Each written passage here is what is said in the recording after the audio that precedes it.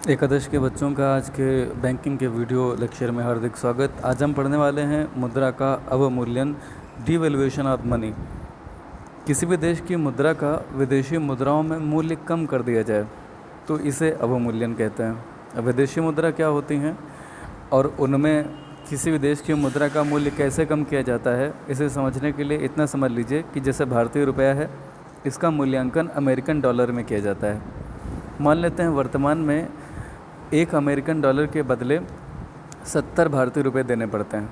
तो सरकार अगर 1 डॉलर के बदले 80 रुपये की व्यवस्था कर दे, तो जहां 70 रुपये देने पड़ते थे 1 डॉलर के बदले, अब अगर वहीं पे 80 रुपये 1 डॉलर के बदले देने पड़ेंगे, तो ये माना जाएगा कि भारतीय रुपये का मूल्य कम कर दिया गया। इसे ये भी कहा जा सकता है कि भारतीय रुपये का बाह्य मूल्य कम कर दिया गया। बाह्य मूल्य मतलब जो विदेशों में चलता है, आंतरिक मूल्य मतलब जो देश के भीतर चलता है। ठीक, तो अवमूल्यन से अभिप्राय, आप मोटी लाइन देख सकते हैं, अवमूल्यन से अभिप्राय देश की मुद्रा के बाह्य मूल्य को कम करने से है। कम कैसे होगा कि जब 1 US डॉलर के बदले 70 की जगह 80 रुपये देने पड़ें, तो इसका मतलब ये है कि भारतीय रुपये का मूल्य घट गया ना। तो मुद्रा के अवमूल्यन का परिणाम क्या होगा? देश की जो मुद्रा इकाई है, उस एक इकाई के बदले पहले से कम विदेशी मुद्रा मिलेगी। यानी कि पहले 1 रुपये के बदले आपको 1/70 US डॉलर मिलते थे। अब अगर डिवैल्यूएशन हो चुका हो तो 1 रुपये के बदले आपको 1/80 US डॉलर मिलेंगे। तो 1/80 कम हो गया ना। ओके, तो परिभाषाएं, डॉक्टर गांगुली की परिभाषा, अवमूल्यन से अभिप्राय देश की मुद्रा के बाह्य मूल्य में कमी करने से है। पॉल एंजिंग की परिभाषा, अवमूल्यन से अभिप्राय मुद्रा की अधिकृत समताओं में कमी करने से। इसे छोड़ दीजिए, पॉल एंजिंग को प्रोफेसर इविट की परिभाषा लिखेंगे। जब किन्हीं कारणों से दूसरे देश की मुद्रा की तुलना में एक देश की मुद्रा की विनिमय दर को घटाकर उसके विनिमय मूल्य को कम सस्ता कर दिया जाता है, इसी प्रक्रिया को अवमूल्यन करते हैं और यह सरकारें स्वयं करती हैं। ठीक, अवमूल्यन तथा आंतरिक मूल्य में संबंध क्या है? देखिए, अवमूल्यन तो विदेशी मूल्य यानी कि बाह्य मूल्य में कमी है, तो आंतरिक मूल्य पर इसका क्या प्रभाव पड़ता है? अवमूल्यन का संबंध देश की मुद्रा के बाह्य मूल्य से होता है, ना कि मुद्रा के आंतरिक मूल्य से। अर्थात अवमूल्यन के अंतर्गत मुद्रा का बाह्य मूल्य तो कम कर दिया जाता है, किंतु मुद्रा के आंतरिक मूल्य यानी कि देश के भीतर जो मुद्रा की क्रय शक्ति है, उसमें कोई परिवर्तन नहीं किया जाता। वैसे व्यवहार में यह संभव है कि अवमूल्यन का प्रभाव बाह्य मूल्य के साथ साथ आंतरिक मूल्य पर भी पड़े, लेकिन किया नहीं जाता। अब बात आती है अवमूल्यन तथा मूल्यह्रास का क्या संबंध है। अवमूल्यन यानी डिवैल्यूएशन, डिप्रिसिएशन मूल्यह्रास है, इसको अंग्रेजी में डिप्रिसिएशन बोलते हैं। दोनों को जानने के लिए बहुत ध्यान से सुनिएगा। मुद्रा के मूल्य में ह्रास होने पर उसकी एक इकाई के बदले पहले से कम वस्तुएं तथा सेवाएं प्राप्त की जा सकती हैं। तो यहाँ मुद्रा के मूल्य में ह्रास का मतलब है मुद्रा के मूल्य की कमी होने से उसकी एक इकाई के बदले पहले से कम वस्तुएं और सेवाएं मिलेंगी। दूसरे शब्दों में, किसी देश में वस्तुओं तथा सेवाओं की कीमतों में वृद्धि होने पर मुद्रा का मूल्य कम हो जाता है। मुद्रा के मूल्य में कमी सामान्यतः मुद्रा प्रसार के कारण होती है ना। ये तो रहा मुद्रा ह्रास।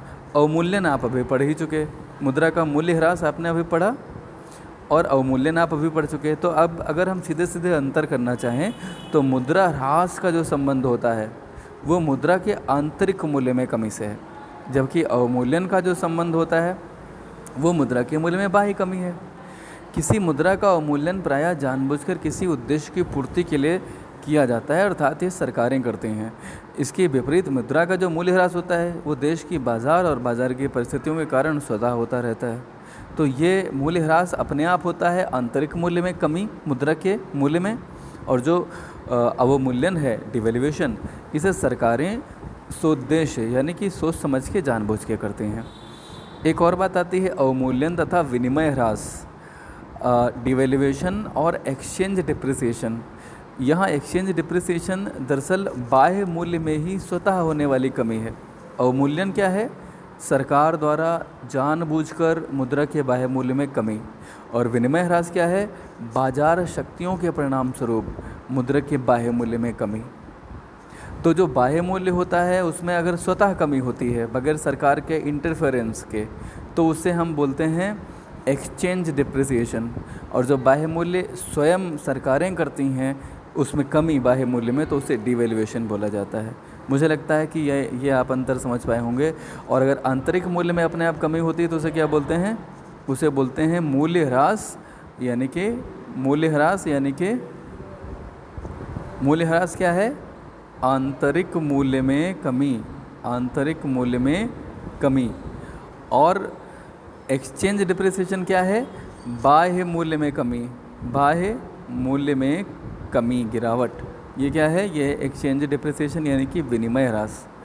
तो मुझे लगता है ये कॉन्सेप्ट आप समझ गए होंगे। क्यों करते हैं मुद्रा का अवमूल्यन, डिवैल्यूएशन? सबसे पहले मुद्रा का डिवैल्यूएशन जो हम करते हैं उसका कारण है वो है प्रतिकूल भुगतान शेष में सुधार लाना। बैलेंस ऑफ पेमेंट अगर आपका ख़राब है, ये तब होता है जब देश के आयात देश के निर्यात से ज़्यादा हो जाएं। उसको ठीक करने के लिए देश की मुद्रा का अवमूल्यन कर लिया जाता है।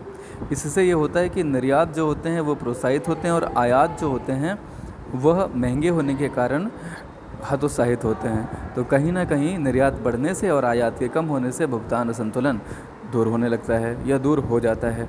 दूसरा, उद्योगों को संरक्षण। अवमूल्यन से विदेशी माल महंगा होता है तथा विदेशों में अपना माल सस्ता हो जाता है। इससे निर्यात बढ़ता है, आयात घटते हैं, तो देश के जो उद्योग धंधे होते हैं उनको पनपने का अवसर मिलता है।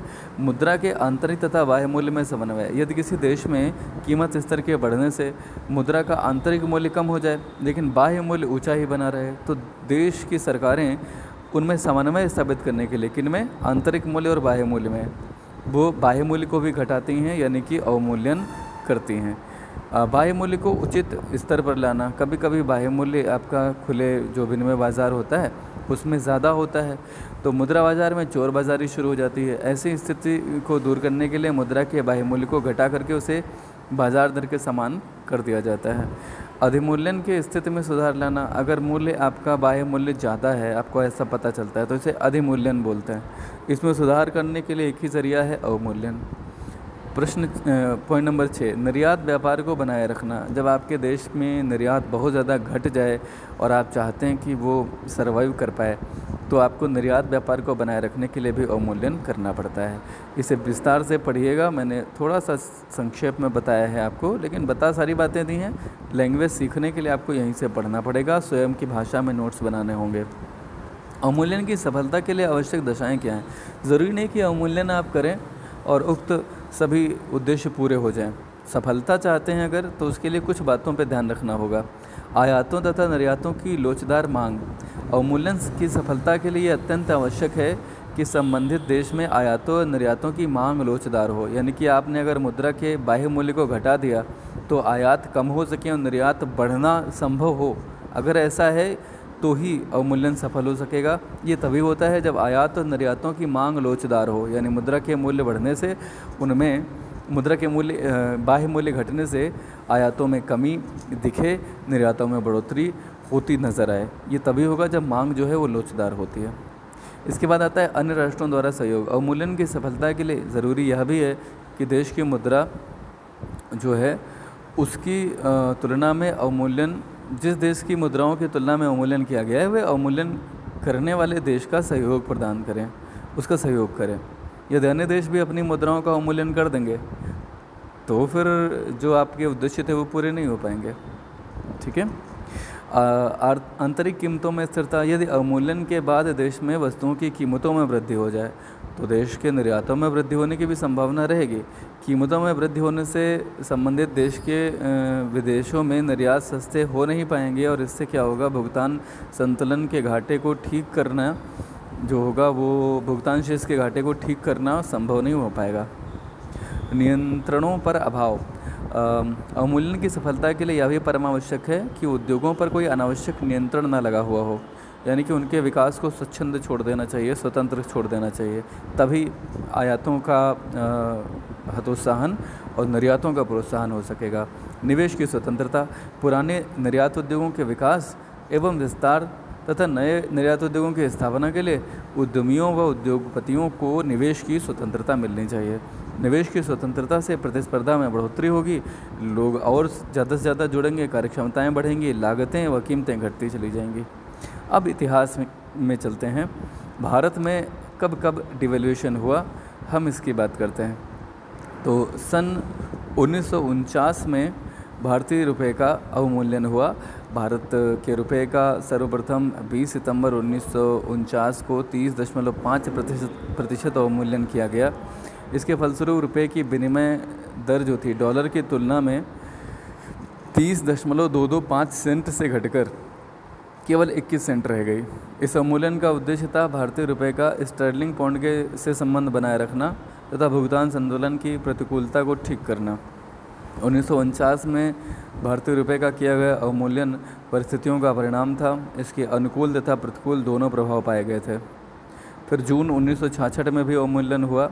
1966 में भारतीय रुपये का 36.5% अवमूल्यन किया गया, यानी कि अगर 100 रुपये का रुपया था तो उसे 36.5% घटा करके लगभग 63.5% कर दिया गया।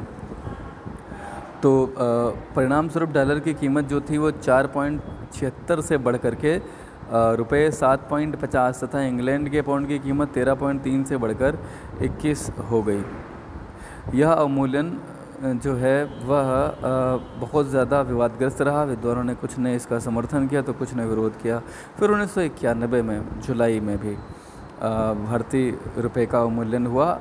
8.5% से 9.5% तक का अवमूल्यन हुआ। 3 जुलाई 1991 को पुनः हुआ अवमूल्यन और भारतीय रुपये का 22.8% अवमूल्यन कर दिया गया।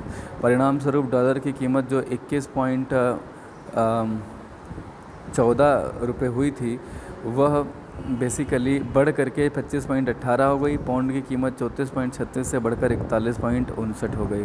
भारतीय रुपये के किए गए इस अवमूल्यन में कई कारण थे। उसमें प्रतिकूल भुगतान संतुलन था, उसे ठीक करना था, निर्यात व्यापार को बढ़ाने का उद्देश्य था, अंतर्राष्ट्रीय मुद्रा कोष का बहुत ज़्यादा दबाव था। कुछ विद्वानों के मत के अनुसार अन्य उपाय भी विदेशी व्यापार के घाटे को दूर करने के लिए अपनाए जा सकते थे। वैसे इस अवमूल्यन के भारतीय अर्थव्यवस्था पे काफ़ी कुछ अनुकूल प्रभाव भी पड़े। और लेटेस्ट जो अभी अवमूल्यन हुआ वो कब हुआ? वो हुआ नवंबर 2016 में। कब हुआ? नवंबर 2016 में, जब भारत में चलने वाले 500 के और रुपये 1000 के नोट्स पूरी तरह से भारत सरकार के द्वारा, भारतीय रिज़र्व बैंक के द्वारा कह सकते हैं, बंद कर दिए गए, प्रतिबंधित कर दिए गए। ठीक है। और उसके बाद में नए नोट इशू किए गए जिसमें 500 के नोट थे और 2000 के नोट थे। तो खैर ये चैप्टर यहीं पे पूरा होता है। बहुत बहुत धन्यवाद।